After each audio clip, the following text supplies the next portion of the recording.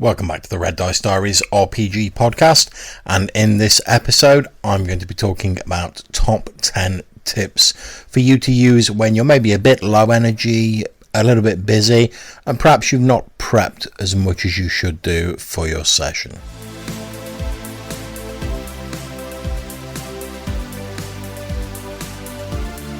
So appropriately enough, myself and Hannah had hoped to record a different episode. However, as it happens, things got a bit mad at my workplace and we didn't have time to record anything. So I'm now recording this episode. In fact, Hannah's upstairs running her Star Trek game as I speak. So you may catch a few stray wisps of her voice in the background.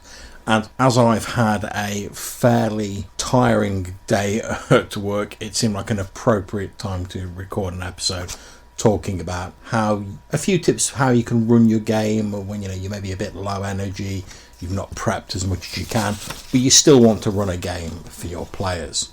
So without further ado, let's crack on with the tips. Tip number 1, and we say this in a lot of our podcast episodes, don't panic. There are things you can do that will still enable you to run an enjoyable session, even if you've not had your normal planning time or you may be feeling a bit lower energy than you would prefer.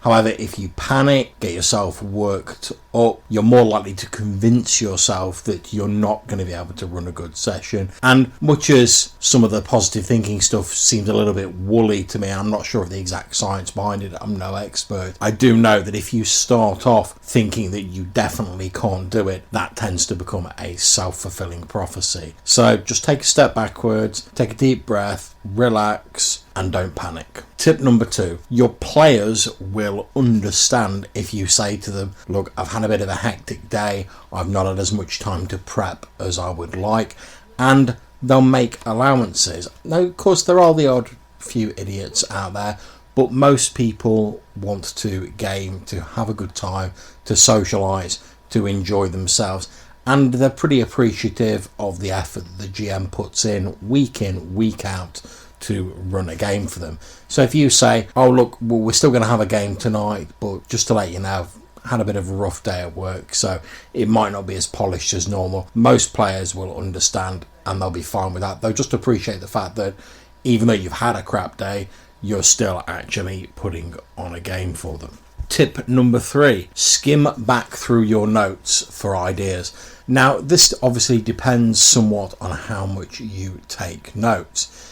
I have quite a poor memory, so I tend to take a lot of notes as I'm going along in my game, and I jot them down in a little notebook afterwards. Or if I get any stray ideas or anything like that, whilst I'm a bit higher energy, I note them down, because I know I'll have moments when I'm a bit flustered, I've been busy, and I'm struggling for creative inspiration. So first thing I'll do is I'll go back to those notes, I'll have a flick through them, see if they fire off any sparks of inspiration or they give me any ideas for the session that I want to run. And this leads neatly on to tip number 4, which is to skim through your book collection. Now, when I say your book collection, I don't just mean your RPG books, although certainly you can find inspiration and ideas in your RPG books. But have a look through your fiction books, your reference books, whatever books you enjoy reading, anything that might get those creative sparks flying. Let's say you reach for your shelf and you pull a copy of Frankenstein off the shelf and you think, oh well, maybe I could do something with a crazy sort of wizard who creates this strange creature that runs amok.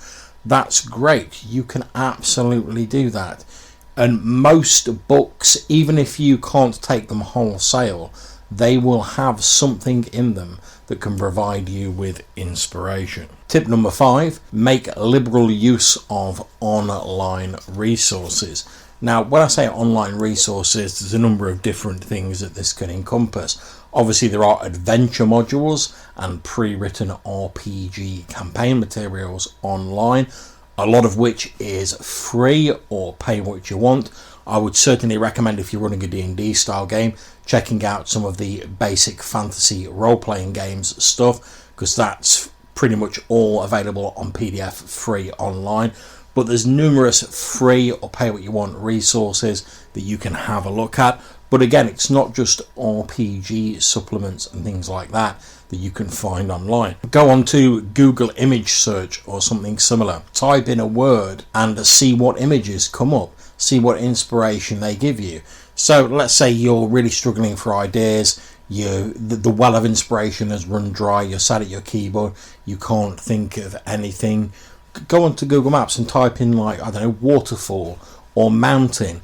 If your players are in a forested region, type in forest, and you can add words to it. So you could type in like strange forest picture or haunted forest or something like that.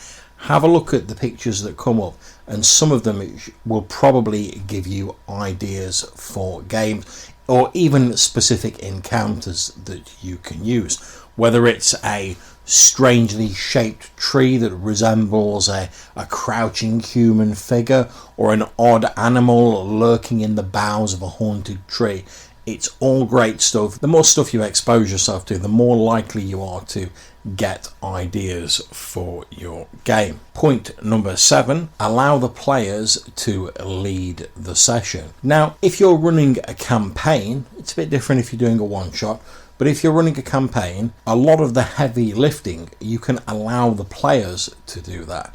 So if you throw out a situation at the start of the session, a lot of time your player group will just run with it, and you can just respond to what they're doing and use their actions as a springboard for future ideas. So as an example, I'm currently running my Midlands game, which is set in the city of Great London. It's a huge, sprawling fantasy metropolis. So let's say that I've not really got any ideas, I'm not really sure what's going on, but I know my player characters have bought a building that they run their sort of occult detective agency out of in Bishopsgate, which is a religious part of the city.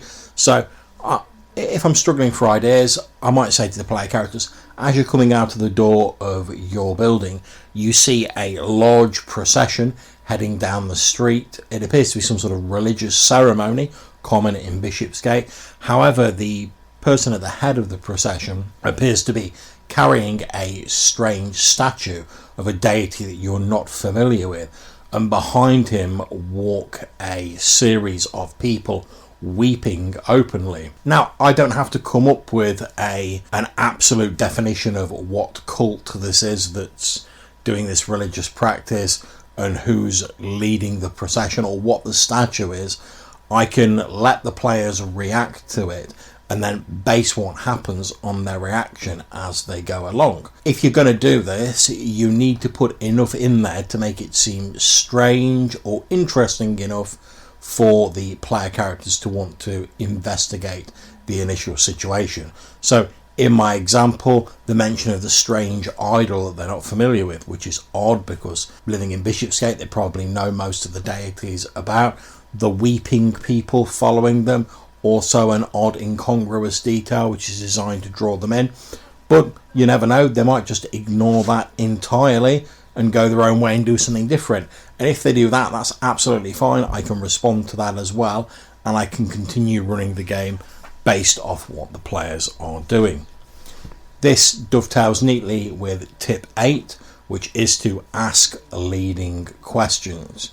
So when you've got your player characters going about doing their thing and they're looking into a situation, in order to know what they're thinking and to get ideas, ask them leading questions. So in my example of the strange religious procession, I might say to a person who's playing a cleric, oh, what do you think the statue of the strange huddled figure that's being carried by the procession represents? And then when the player gives me an answer, whatever it is, I can base the reality, in inverted commas, of that situation on their answer. I might say to another player character, oh, have you ever seen a procession of people crying as they follow a religious priest in Bishopsgate before? And allow them to answer and again base the reality of the situation off what they say.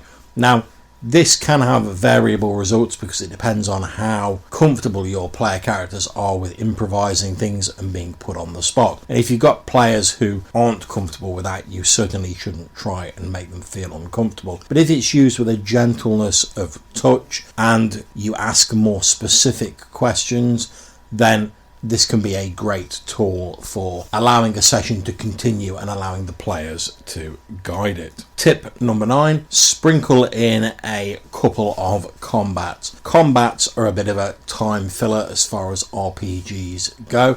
They can still be quite exciting, but as long as you're familiar with the actual rules of the system you're running, they're fairly easy to manage, and they're fairly sort of light on your cognitive load, so to speak. While your player characters are getting involved in a combat, it leaves you free to think about what you're going to do after that combat and can effectively buy you some time. So we move to our final point in this episode, point 10. Keep the mission or the objective for the session scaled appropriately. Don't plan out more stuff than you need to or try and overreach yourself. So what do I mean by that? Well, if you're struggling with your energy levels or you maybe not prepped, then you don't want to be trying to put yourself under the pressure of creating a massive plot arc or a long-running story or anything like that. Only work on what you need for that evening session. Now, that's not to say that you can't eventually decide to later on develop something from the session into a wider plot, but save yourself the stress. Don't think about that in the first place. If it happens later when you've got a bit more sort of imagination space free, that's absolutely great. But don't put yourself under that pressure, because that extra amount of pressure can make it more difficult to come up with ideas. You want to be relaxed, not worrying about creating a massively long plot arc. You just want to run an enjoyable session for your players and leave yourself as free as possible to let your imagination wander and for these ideas to bloom. So there you are. I hope those tips are useful if you're perhaps struggling with your prep or your energy levels. If you'd like to get in touch with us to tell us what you think, suggest future episodes, or just have a bit of a natter, you can reach us on the SpeakPipe website. There's a link down in the description of this episode. You can leave us a voicemail, or you can send us an email. The address is rddrpgpodcast@gmail.com. We really do appreciate all the feedback and the thoughts that you've been sending our way. So until we see you next time, take care, stay safe, and happy gaming.